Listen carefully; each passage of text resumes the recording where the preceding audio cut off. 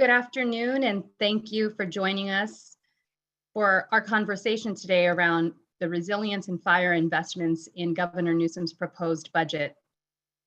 We appreciate your time this afternoon. We will begin our conversation shortly with our presenters, and I wanted to direct everyone's attention to the Q&A box at the bottom of your screen, and we invite you to submit any questions during our conversation, and we will effort to address as many of them as possible. My name is Andrea Ambers, and I'm the Deputy Secretary for External Affairs at the California Natural Resources Agency. Our conversation today will be joined and led by interagency leaders from across California state government.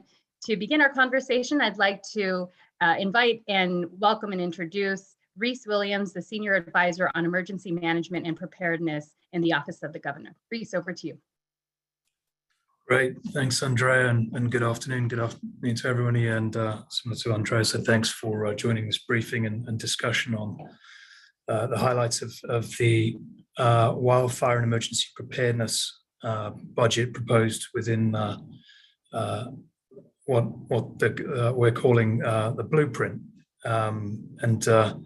I think if there's one high-level perspective I'd hope you take away from this is that is the blueprint nature of the way Governor Newsom and his administration has approached the budget, plural, over the last few years, in that we've been blessed with mostly healthy revenues, but the governor has not sought to limit the budget priorities in that respect to just a few major items, but rather the whole spectrum of major issues, and annually, year on year, but building upon previous years and looking at the work as a continuum instead of a one-off.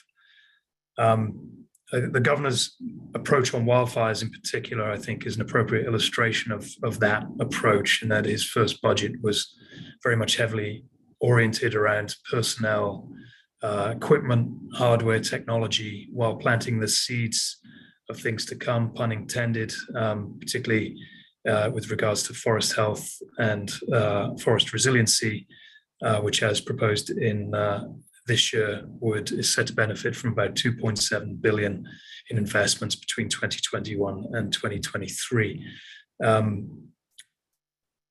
With that, while wildfire does dominate the lion's share of California's attention, there's my earthquake early warning app regularly reminds me that we live in a seismically active state, and as the past 2 years have been testament, through pandemics, civil unrest, mass shootings, oil spill, drought, winter storms, more broadly, the emergency preparedness, resilience and response budget and policy portfolio is a major area of focus for the governor and this administration. Before I turn it over, since I do have the privilege of the floor, I did want to do a quick thanks and take advantage of the opportunity to recognize my colleagues in this administration and beyond for advancing these proposals and bringing them together to get us where we are today over multiple budgets. It's a long, involved, intense program. It's putting these budgets and delivering on them, and I can't share enough gratitude for their dedication and thoughtfulness.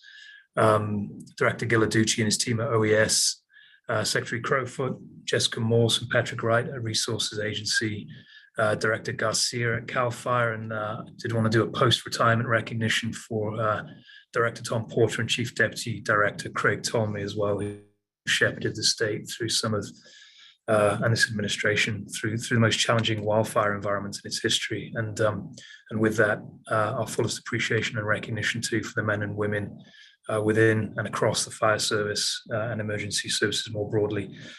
Director Asifa and his team at OPR as well, who guide us in looking to the future and sort of planning the community level resilience. Department of Finance, who moderate us and bring this complicated web together into a blueprint that's both sort of cohesive and ambitious at the same time. And then finally, and most importantly, thanks to you, our partners in government and outside of government. As the governor regularly reminds me, there is no monopoly on ideas. and we're indebted and dependent on all of you for your input as well and expertise, both in bringing these budget proposals together and then equally important, working with us on executing them. So it's I think this discussion is in that spirit, which is recognizing your significant role in this whole process as well, and looking to the future and working together. So with that, I'm excited to walk through the highlights of the emergency preparedness proposal with you, and we'll start with Director Gil Aducci at Cal OES. Thank you.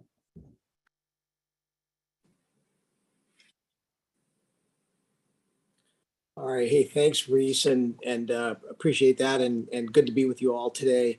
First of all, I think Reese, really summarized it well about the ongoing challenges that we face here in the state of California from a natural and human cost perspective, various kinds of emergencies and events, notwithstanding the ever-present changing climate that continually provides us something to do all the time in each and every year.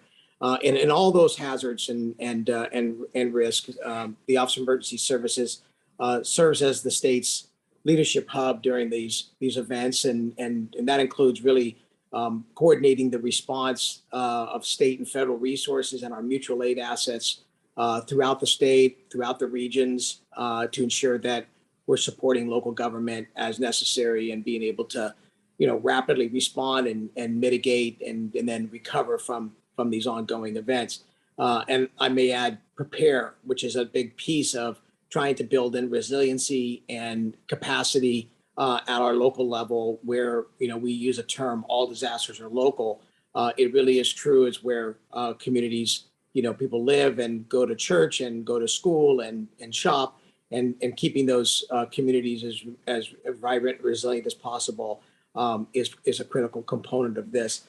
This particular budget builds on an ongoing commitment the governor has had, and his focus on emergency preparedness overall is really unprecedented.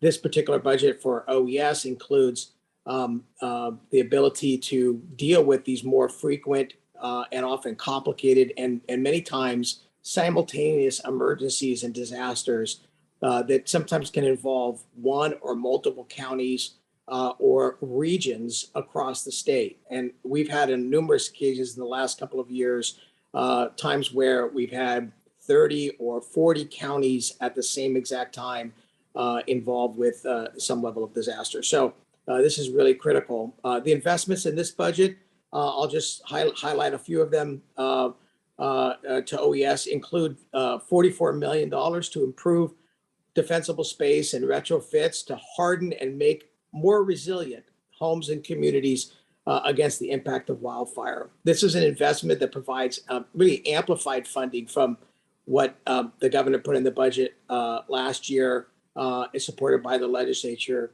to support a joint program between the OES and CAL FIRE on enhancing hazard mitigation efforts in local communities throughout the state. This includes granting and other kinds of efforts to build these more resilient communities.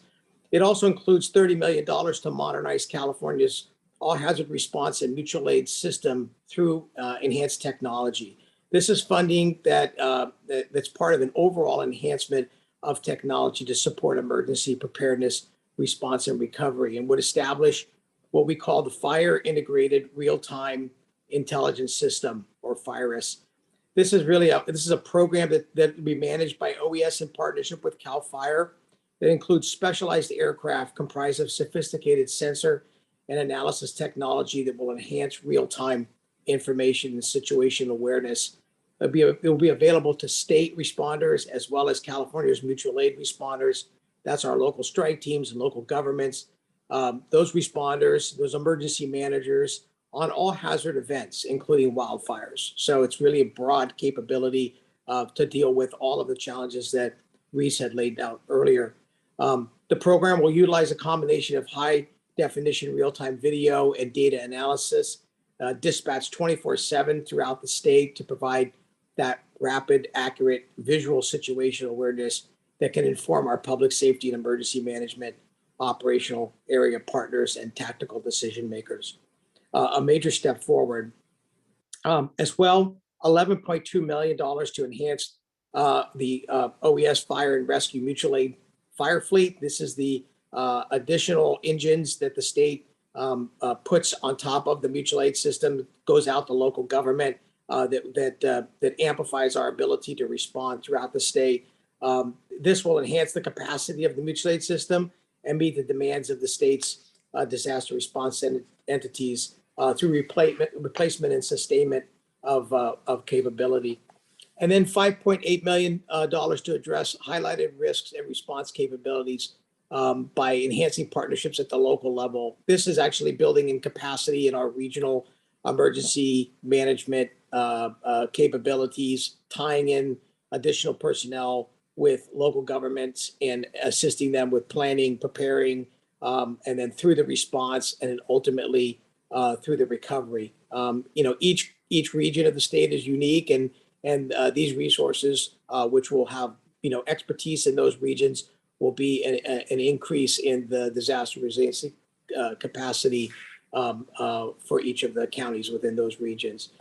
And then the budget also includes an investment in strategic improvements, a capacity building for the emergency preparedness infrastructure of the state, which is so critical to our resiliency as a state.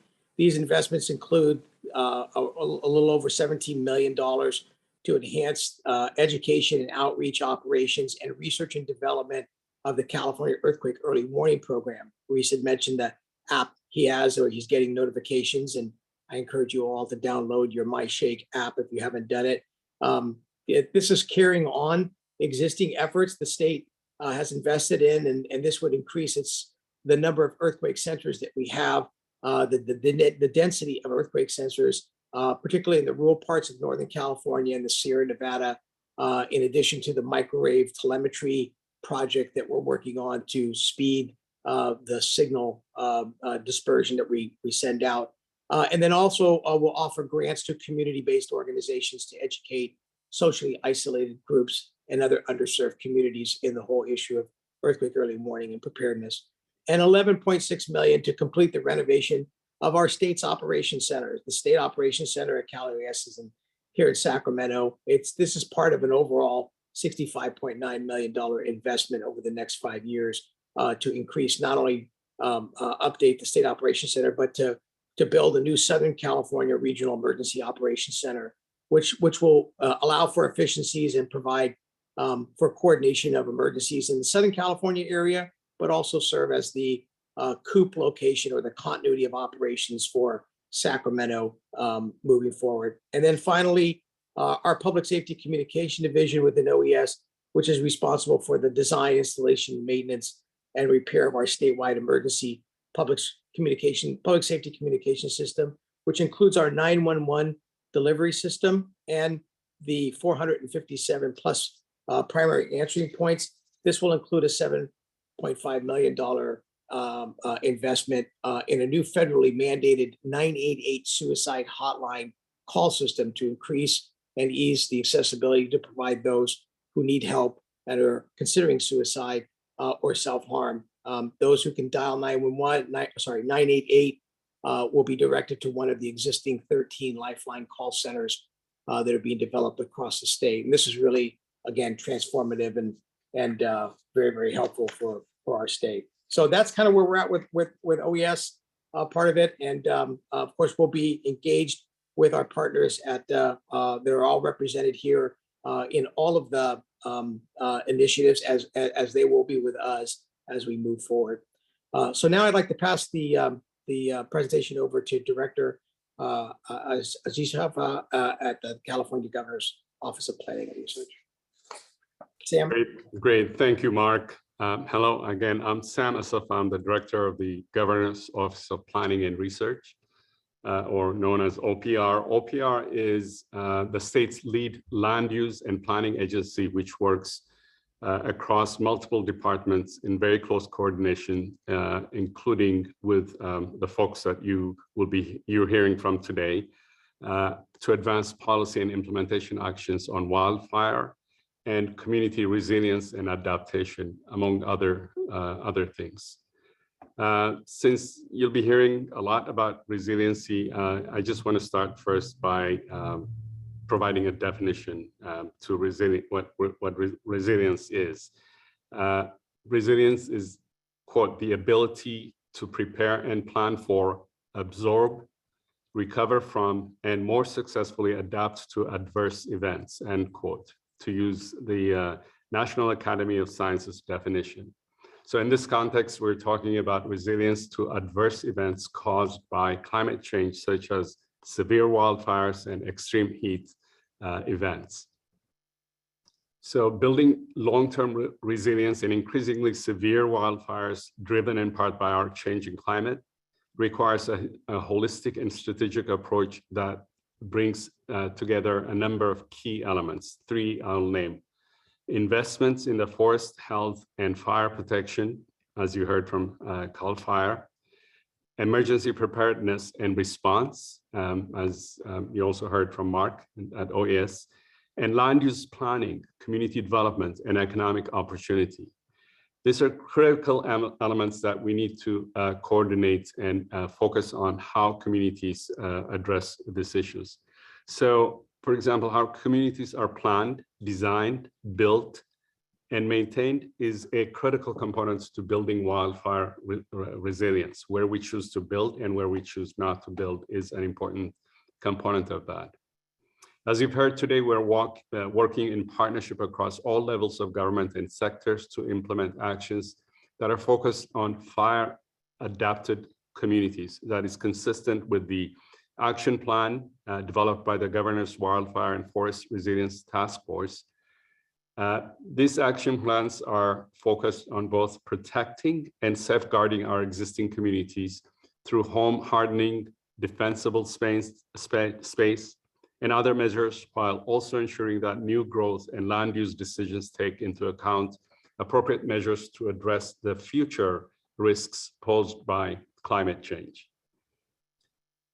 Consistent with the action plan, also OPR provides updated planning guidance and resources to support fire-adapted communities, with a major focus on helping communities to better understand and address wildfire risks. And some of this include our recently adopted fire hazard planning technical advisory, our soon to be released inventory of best planning practices for addressing risks in wildland urban interface, and a set of new wildfire and flood after fire plan alignment guides coming out later this year.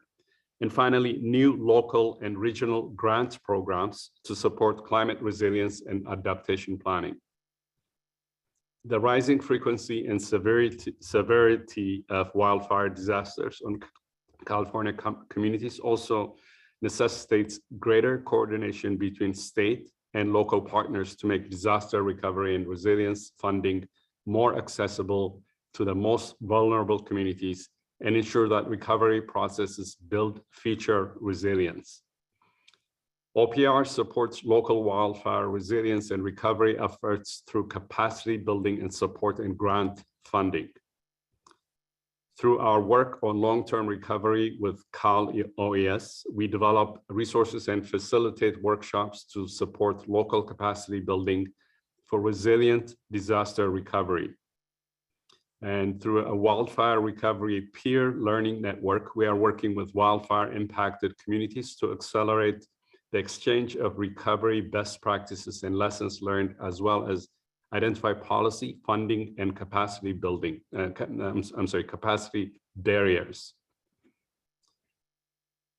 Building on our proposed Prop 84 wildfire resilience and recovery planning grants, we are launching a new adaptation planning grant program that is also funded through the 2021 budget to support local and regional efforts that integrate land use planning activities, consideration of vulnerable communities, and climate adaptation into wildfire resilience and recovery planning.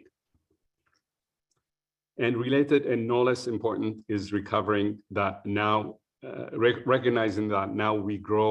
how we grow and adapt as a state is also inextricably linked to economic health and opportunity.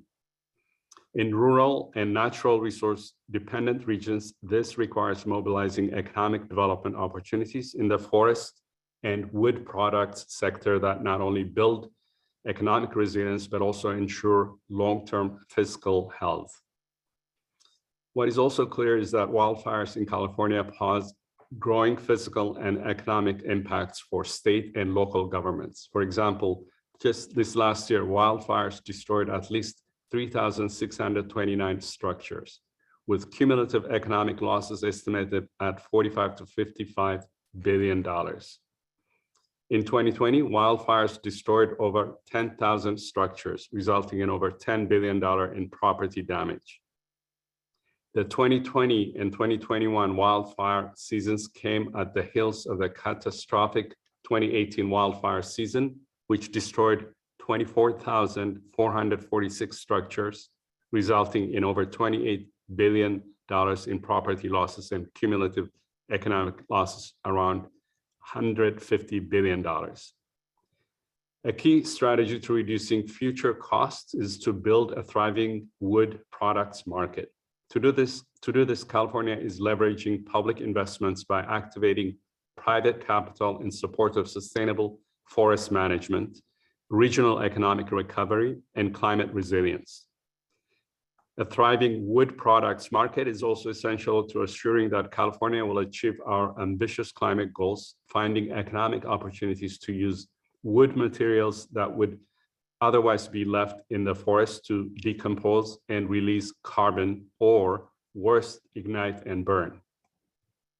California has been working in earnest to expand the wood products market, and the governor's wildlife budget, building on our investments from the 2021 budget, doubles down on the state's commitment to encouraging private investments that foster innovation and ensure an equitable and inclusive transition to a carbon neutral economy that benefits all Californians. The 2021 early action budget included $3 million for OPR to kickstart a series of wood utilization pilot projects that are developing innovative wood utilization and feedstock aggregation strategies that build long-term market confidence. The pilot projects are poised to help California address key market challenges, including improving feedstock supply chain logistics through organizational innovations that offer long-term feedstock contracts. Second, providing market assessments on innovative wood-based products and the potential for wood biomass business development across diverse regions of the state.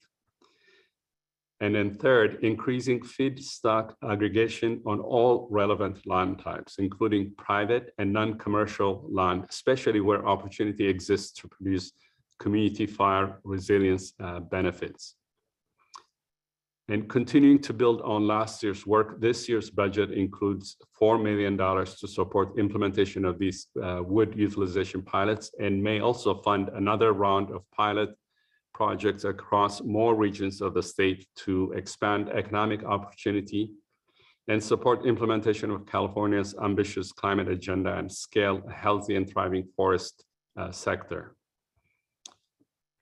To close, I want to turn to quickly to the community resilience package of the budget as well.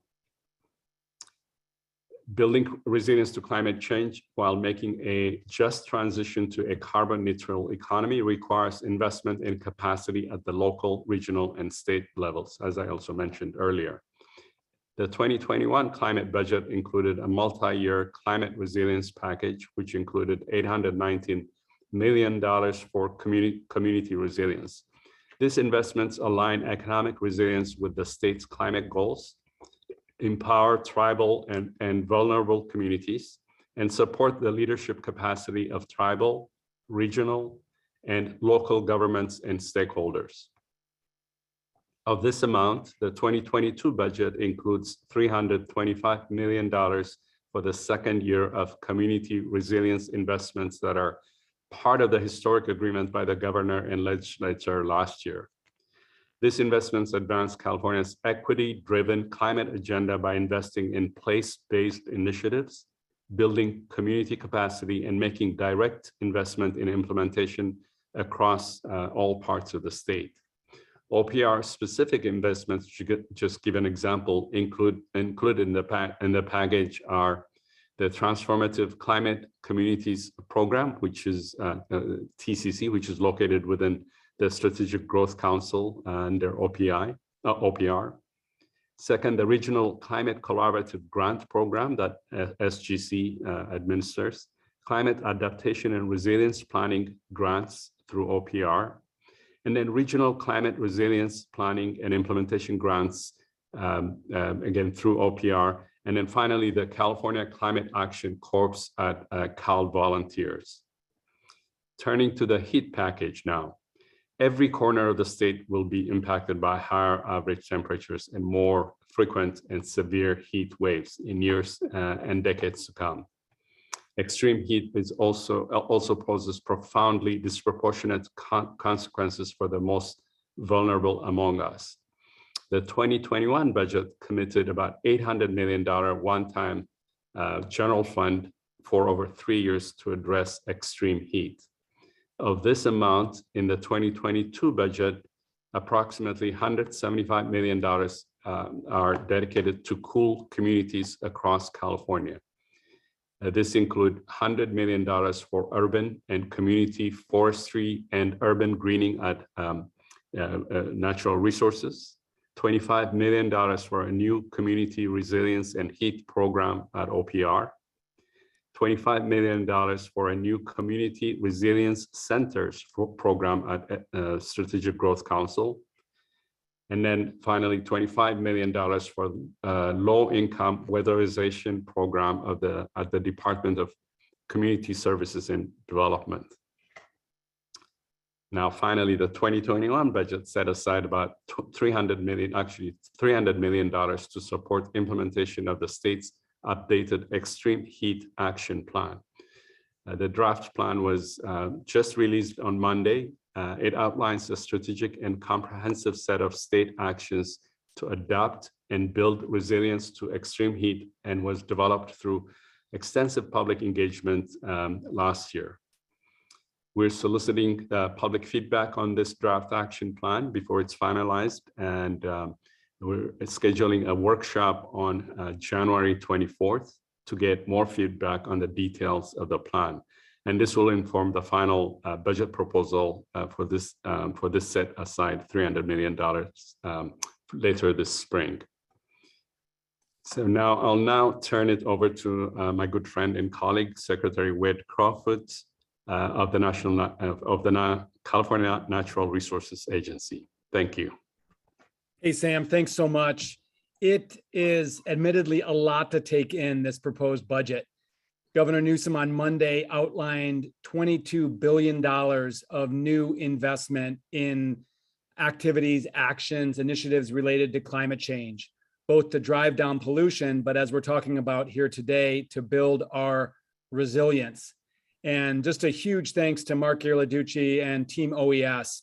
It's almost unthinkable to consider what California has experienced in the last decade, and certainly the last few years. And OES has essentially led the effort to protect communities and California through it all. So I want to talk about wildfire, and specifically some actions we're taking to increase funding for proactive upfront actions to improve our resilience to wildfire. So we know wildfire conditions are getting worse. 4 of the largest 20 wildfires in the state's 170-year history actually happened in this last wildfire season. The Caldor fire and the Dixie fire did what no other wildfires have done in state history. They crested the Sierra Nevada summit and burned into the eastern side of that mountain range.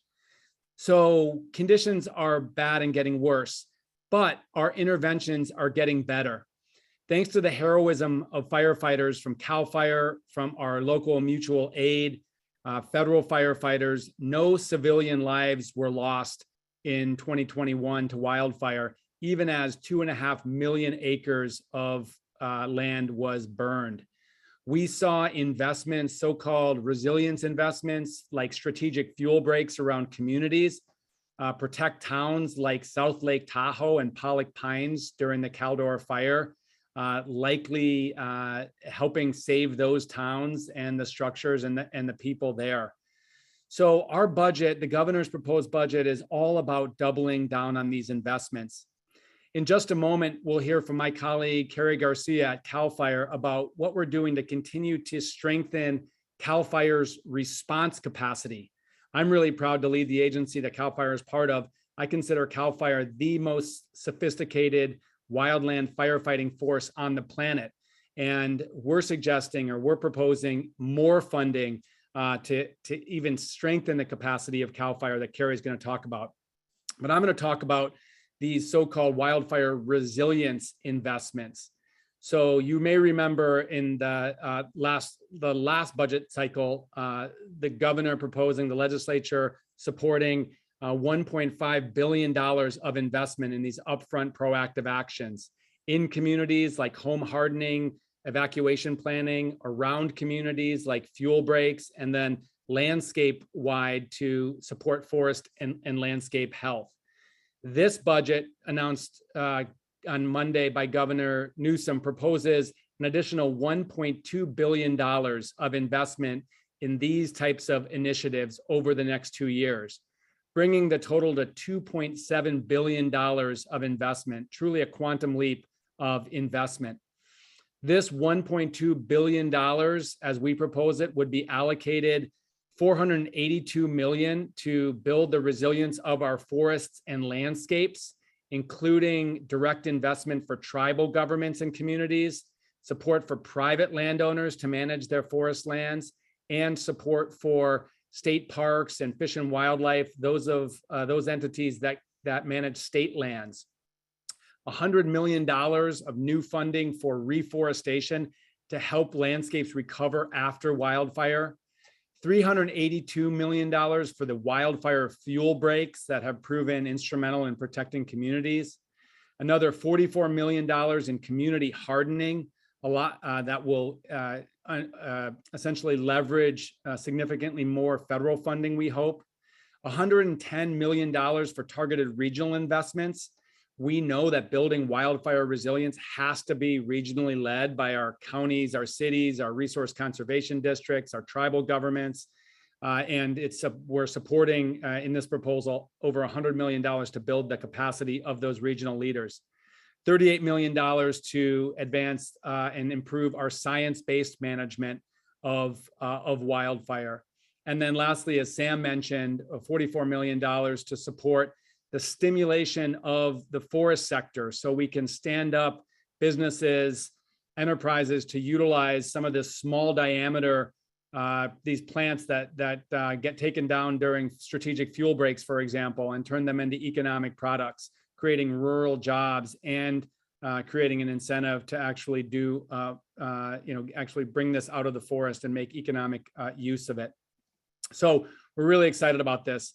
I'll mention, but not go into, the fact that we also have complementary investments in what we call nature-based solutions. This is linked to the governor's target of achieving 30% land conservation by 2030. And these nature-based solutions include restoration of wetlands and coastal wetlands, investments in healthy landscapes, agricultural-based solutions. And there's quite a large sum of money, almost $750 million, that was set aside in the last budget to be allocated this year for nature-based solutions once the 30 by 30 plan is completed. And we're almost completed with that. The draft is out for public comment. So we will likely propose to the legislature more specific funding for solutions based on nature that are going to help us with environmental conservation, but with complementary benefit to wildfire resilience. Like I said, the true heroes of this wildfire season were the men and women from CAL FIRE, OES, that were out there fighting the fires and supporting those who do. So on that note, I'm glad to turn it over here to Carrie Garcia of CAL FIRE to detail budget investments to strengthen CAL FIRE's capacity. Thank you, Secretary Crowfoot. Hello, everyone. I'm Carrie Garcia, Deputy Director of Fiscal Services for CAL FIRE. I appreciate the opportunity to provide an overview and highlight many of the CAL FIRE investments in the governor's proposed budget. The emergency surge capacity and emergency response enhancement is a one-time investment of $179.8 million and $14.5 million ongoing to increase surge capacity for wildland fire emergency response. This investment will help allow the procurement of 4 additional S-70I Firehawk helicopters to provide aircraft availability to help maintain continuous flight operations during critical fire weather conditions when frontline helicopters are due for maintenance. It'll provide the ability to secure exclusive use contracts for 10 additional heavy helicopters for 3 years while we await federal delivery of fully outfitted C-130 air tankers for long-term support. In addition to funding for the purchase, it provides funding for the purchase of 2 Surge Type 3 fire engines for each of the 21 CAL FIRE units and 6 contract counties, as well as 10 surge capacity bulldozers to add to the state resource pool.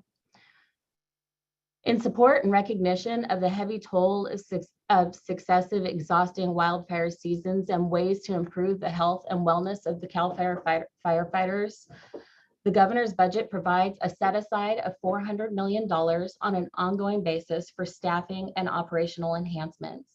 The administration will engage with representatives from firefighter associations on the specific details of a proposal that would appropriately staff CAL FIRE to meet the demands of wildland firefighting in a changing climate. Given the shortage of hand crews and looking at firefighting crew needs statewide, this governor's budget provides $35.4 million ongoing to fund 12 hand crews, 2 in each of the 6 contract counties, implemented over 2 years for contract county crew realignment.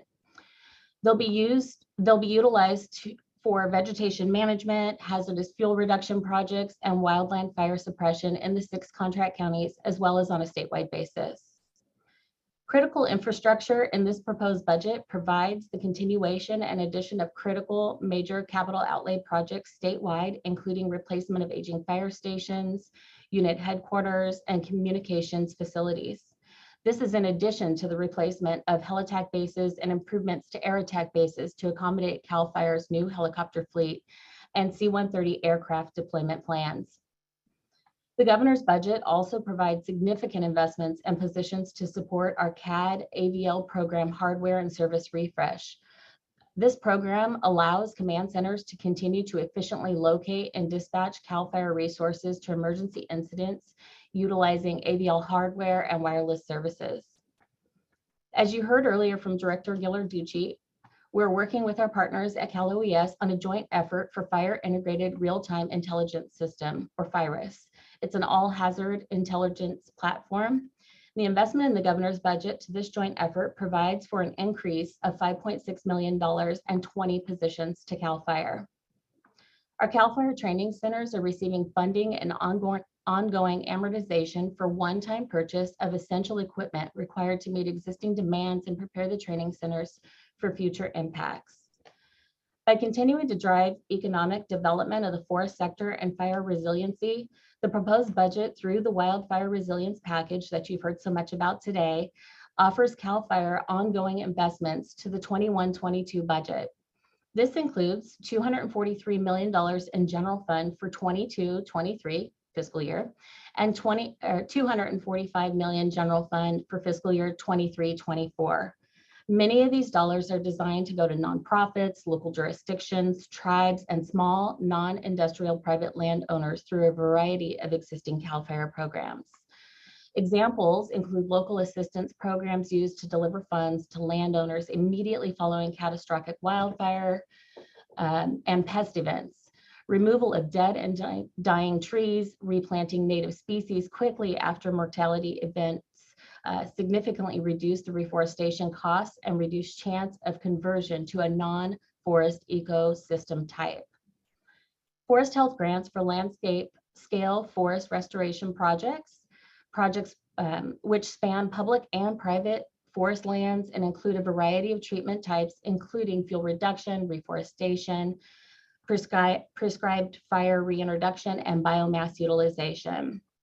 As you heard about earlier, the Wood Products and Bioenergy Program is proposed to deliver transportation grants for woody materials. The grants will be structured to bring additional feedstock to markets, resulting in less fire risk in the wildland and more stability for bioenergy facilities. Finally, investments within the communities.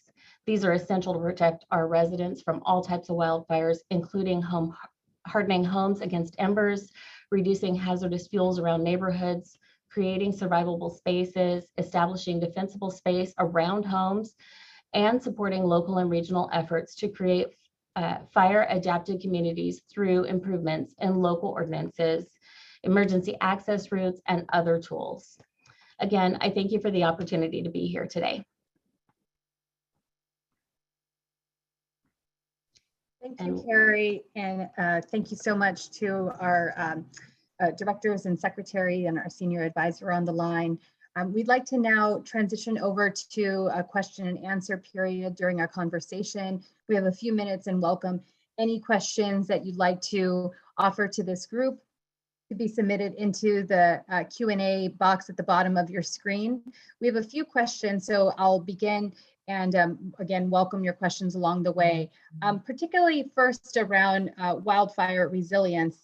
Would love to hear a little more around how these wildfire resilience efforts are making a difference in active fires that we have been seeing recently. Perhaps I'll turn it over to Secretary Crowfoot and others on the line that can jump in. Yeah, I'm going to actually turn it over to my colleague, Jessica Morris, who has been tracking just exactly that, how resilience investments have been making a difference on recent wildfires. Thanks, Secretary Crowfoot. So we've been investing across 3 fronts of fire resilience, as you're hearing with that now $2.7 billion that California is putting onto the landscape. And that's across home hardening defensible space inside of communities, those strategic fuel breaks around communities, and that landscape scale work to thin out the forest so that it modifies fire behavior. What we saw is those interventions on the ground in the Caldor fire, for example, really made a big impact in keeping the towns of Pollock Pines, and some of the communities along Highway 50, and the communities in South Lake Tahoe safe and standing during the Caldor fire. We saw strategic fuel breaks around Myers and around Pollock Pines that had been led by coalition efforts, including state and federal partners, as well as local counties. Those gave firefighters a capacity to modify that fire behavior. Those flames went from 150 feet down to 15 feet when those fires hit that shaded fuel break in neighborhoods around Myers during the Caldor fire. That enabled firefighters to approach the fire and gave them a tactical advantage on the ground. A prescribed fire done around the community of Kirkwood actually helped firefighters modify the behavior of the Caldor fire and help them hold the line and keep the community of Kirkwood safe as well. And when the Caldor fire hit that 3,000 acre prescribed burn that had been done several years earlier, that forest is actually green and standing to this day. And then we also saw the community work around home hardening and defensible space meant that when the ember cast from this incredibly dynamic fire hit those homes, that those homes were able to actually withstand and did not ignite during those fires. So we were able to keep communities safe. This is also the first year in a few years that we've not had any civilian casualties from catastrophic fires, from these wildfires. And we're really grateful for that. And even though the fire behavior is much more extreme, right? We saw fires cross up and over the Sierra, which is arguably one of the largest fuel breaks in the state. It's a granite wall, actually. And so we saw fires moving in really unprecedented, spotting far ahead, moving quickly, and yet people were able to escape and stay safe, and firefighters were able to have tactical advantages because of these resilience efforts partnered with really excellent community preparation that is making an impact here.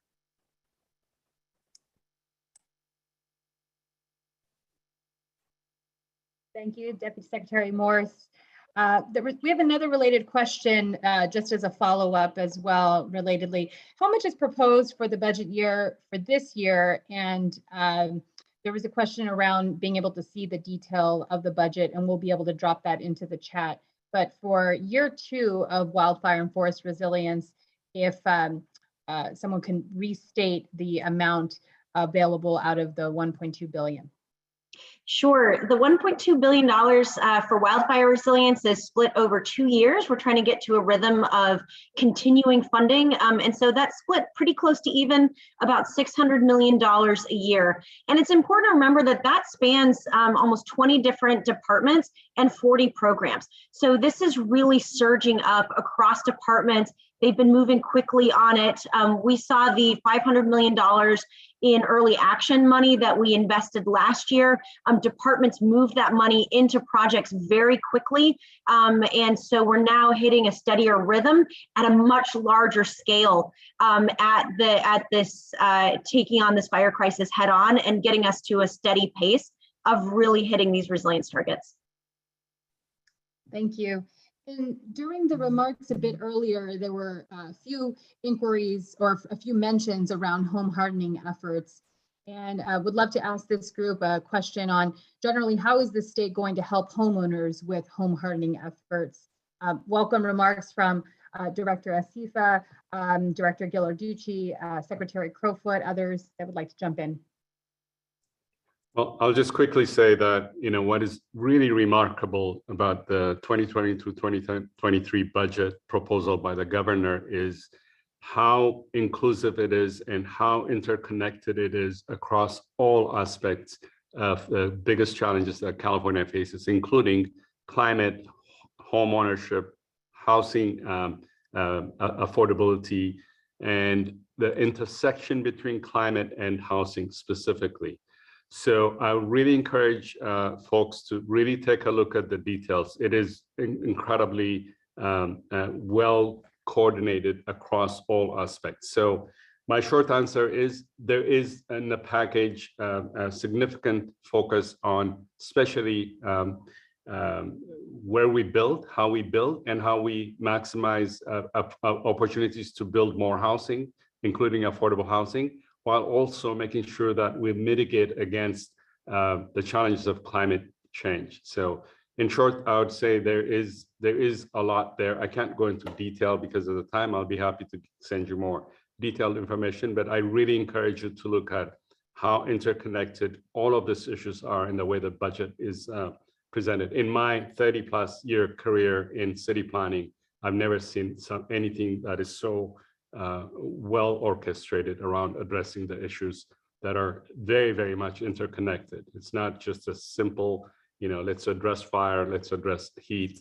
It really addresses how we create more opportunities for homes while also protecting the future buildable areas in the state. I'm happy to add some details as well on this specific home hardening program.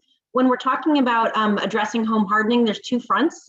There is education and outreach so that homeowners can achieve those goals themselves. And then there's also some financial assistance and direct program assistance to help homeowners that are in lower income categories to be able to reach those goals. One of the things that's important for the public to understand is that homes burn from the inside out during a catastrophic wildfire, and it's embers getting in. And so simple interventions such as changing your vents, cleaning your gutters, can you make your home less susceptible to ember-driven ignitions during high wind fires? And so the investments we've been making in that continue from last year's budget and into this year's over the next 2 years, we're investing in more defensible space inspectors, which do a lot of community outreach. We're investing in the UC Wildfire Advisor Program, which is working with community collaboratives. We have grant programs available through the fire prevention grants from CAL FIRE, which often go to groups like FireWise Communities and Fire Safe Councils that do this kind of work. The Conservation Corps and the Fire Safe Councils have partnered in having mobile defensible space home hardening programs coming out into the field. And one of the really new initiatives that is a joint program between CAL FIRE and Cal OES It was just staffed with the funding from last year's budget funded in September. And this is a joint powers authority that is establishing a home hardening program for lower income Californians. And we are working on establishing more funding for that from FEMA, our federal partners, to really ramp this up. And we do have Chief Daniel Berlant here today, who could give us a quick update on how that joint program is going. But this is the first time that we've had a program that is giving direct assistance to lower income Californians who can't make these interventions on their own. Thank you, Jessica. Daniel Berlant, Assistant Deputy Director with CAL FIRE. We have been working closely, as was mentioned, with Cal OES to build the framework for this program to demonstrate retrofitting homes for those that are in vulnerable populations. So over the last year, we've built that framework.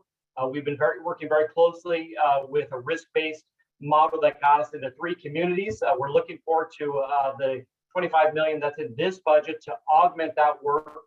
As was mentioned, a Joint Powers Authority with Cal OES will kick off within the next month or so. And so look to those opportunities to expand this program, but also expand our efforts to retrofit homes, build that or retrofit them to the latest and greatest building codes and strategies to ensure that we are building our homes that they can resist the ignitions from members or direct flame. So lots of exciting work on that. You'll hear some more information in the coming months.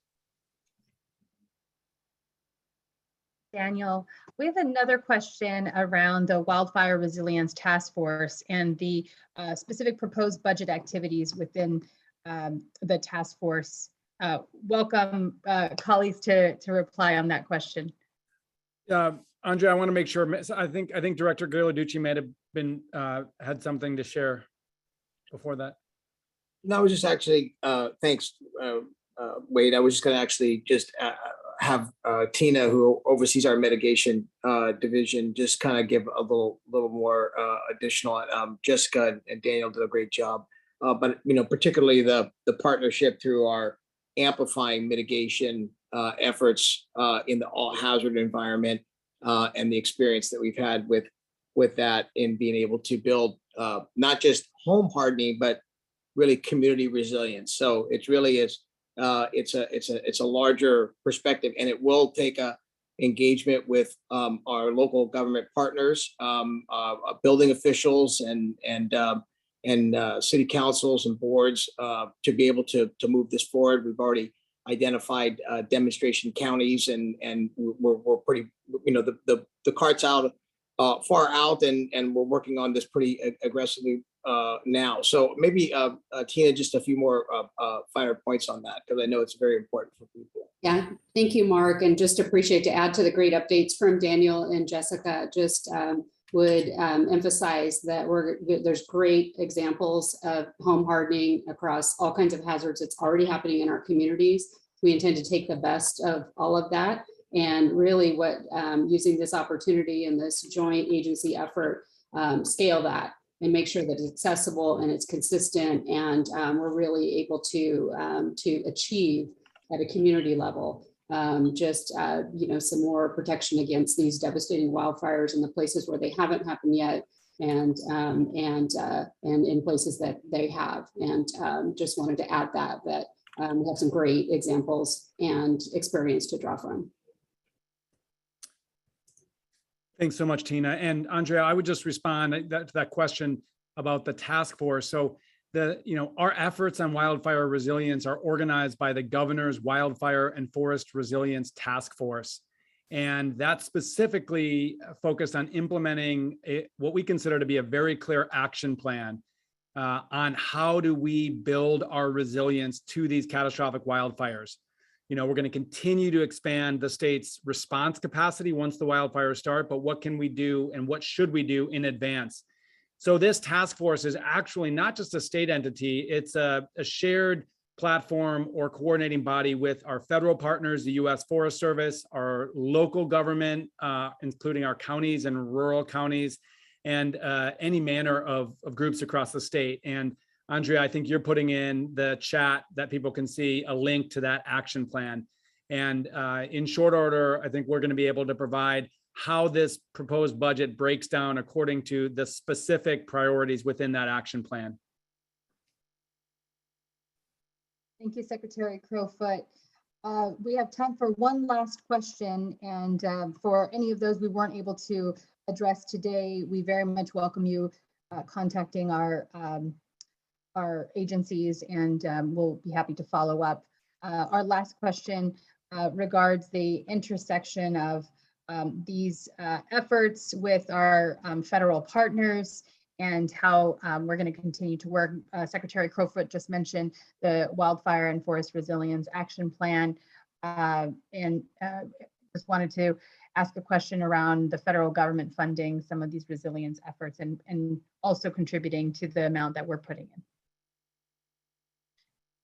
I'll direct that perhaps to, I think Secretary Crowfoot might have had to drop, so perhaps Deputy Secretary Morse.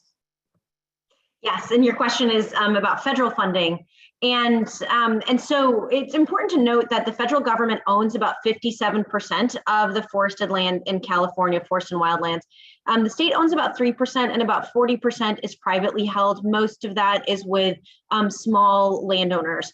And so what we've been seeing is that California is surging our investments. We have a joint shared stewardship agreement with the federal government that outlines our joint goals together. And the challenge we're having is that California is now committed, $1.5 billion, and with this budget, $2.7 billion total toward that, fulfilling California's commitment to that shared stewardship agreement to achieve this joint resilience. We need our federal partners to do the same. We're really excited to see the infrastructure bill pass. It quadrupled the funding of the Forest Service, but we need them to increase that funding even more and ensure that those dollars get to California. California invested over the previous 5 years $118 million into the Forest Service alone on federal Forest Service land in California. And so California taxpayers had been paying twice, essentially, for the same acre to get treated. And so what we want is for our federal partners to be able to match California's investment. We know the plan, we have the strategy, the task force is there helping us overcome some of those bigger hurdles in joint land management, and California is putting in our investment. And so we need everybody's support and help ensuring that those federal dollars come back to California so that we can see our investment double. Thank you. And lastly, I perhaps invite Directors Bonham from the California Department of Fish and Wildlife and Director Quintero from the State Parks Department to address any efforts ongoing at your departments to address wildfire activity as well. Great. Thank you, Andrea. Happy New Year, everyone. I hope you and your families are safe and sound. Hey, for us, this is a action type investment. It produces real tangible results fast. We know that because in the current budget, last investments, our department was able to rapidly go to scale and treat with about 18,000 acres of our own properties and improve about 30 high-risk structures, actually remove them in this calendar year of 2021. We own about 1 million acres across the state. We need to be a good neighbor relative to a lot of our rural county communities. And the governor's proposal on Monday would send to our department 30 million, one time now with an additional 30. And that'll allow us to go from typically treating, 4 or 5 years ago, about 1,000 to 5,000 acres per year, up to treating between 12 and 15,000 acres per year. And this also has ecosystem benefits because a lot of the work is restoring fire damaged habitat. In 2020, we lost about 40,000 acres to wildfire, which is far less than what you'll hear from Director Quintero a minute on parks. But we've been able to go back to a lot of the properties and actively mechanically seed in native bitterbrush, sagebrush, perennial grasses, which relate to a lot of our species recovery work around the state in ecological reserves and wildlife areas. So we like that this funding is coming. It directly translates into person, people, person power, and the ability to do work on our own lands to reduce the risk and build resiliency. Thank you, Director Bonham. Director Quintero? Good afternoon, and thank you, and hello to everyone who's joined us today. I mean, this is an extraordinary moment for state parks. State parks includes almost 1.6 million acres of property in the state. And one of the things that's happening with the recent budget support around wildfire is that we have been able to get a jump start in gathering equipment, and we've got 10 high priority projects across the department and a suite of statewide contracts. We're going to be able to purchase equipment such as fire engines, chippers, air curtain incinerators, and crew vehicles. This is all going to support ongoing implementation of the Wildfire Resilience Program for state parks statewide.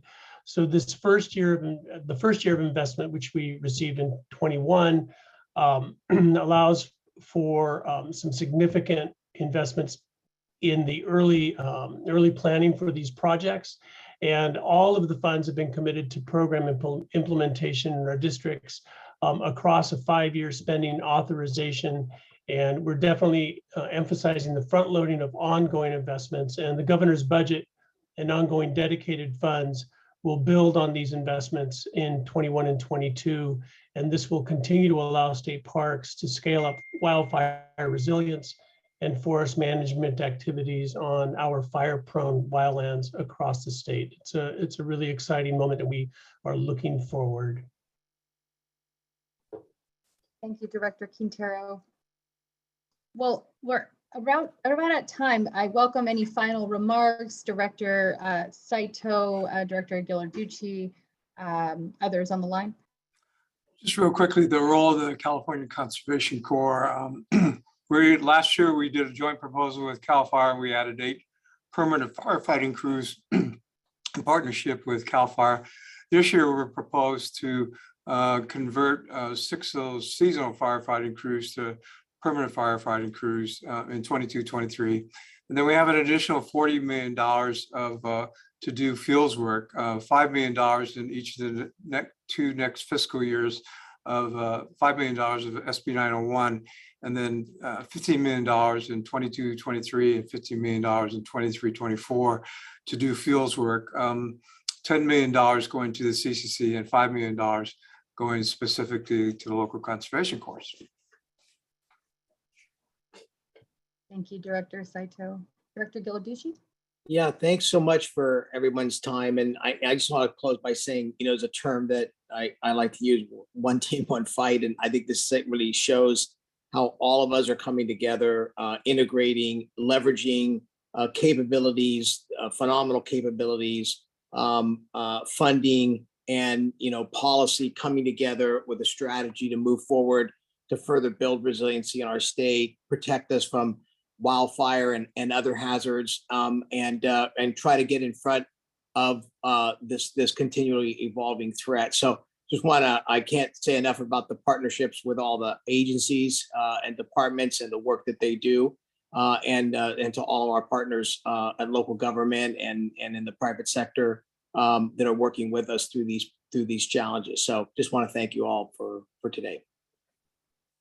Thank you, Director, and thank you to everyone listening on the line. We're going to pull up a slide to show on screen of the additional briefings that we have on our climate-related investments from the governor's proposed budget. We have one currently now and another one tomorrow. We invite you to visit our website at the Natural Resources Agency to learn more and to register for those. Appreciate your time. We will have a recording of this available on that same website, and wish you a great afternoon. Thank you so much.